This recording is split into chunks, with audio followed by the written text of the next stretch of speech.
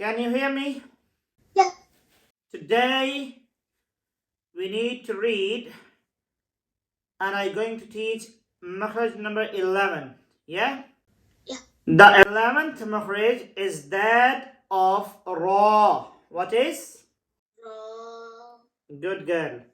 The place of Ra is the same as the letters Lam and Noon.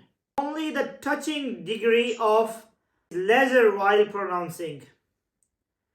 And remember you Noon and Lam Makharij. Lam Makharij and Noon Makharij and Lam Makharij is when the tip of the tongue meets the gums of the front upper teeth. This is Noon, and Lam, it is pronounced when the edge of the tongue meets the gums of the upper front teeth. Molars. So remember clearly and nicely Makharij number 9 and 10. Yeah? The 11th Makharij is that of Ra. The place of the Ra is the same as letters Noon and Lam. Only touching degree of is laser while pronouncing. Alright? Makharij number 12. The 12th Makharij is that of, say, Ta, Dal, To. Yeah.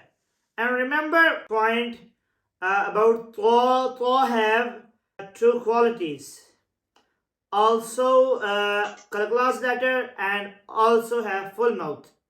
Okay? Only To. They are pronounced when the tip or the edge of the tongue meets the roots of the two front teeth. Meets the roots of the two front teeth. Yeah, good. Ta and To should be pronounced distinctly but maintaining difference of qualities. For example, stretching, flattening the mouth for Ta, and the sound is raised and blown for To. Remember, To have two qualities.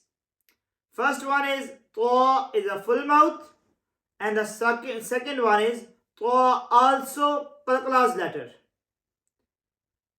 Alright, clear? Yes. Good girl. Please memorize. Taji, can you scroll up for Makharij number 11? Yeah, of course. Thank you.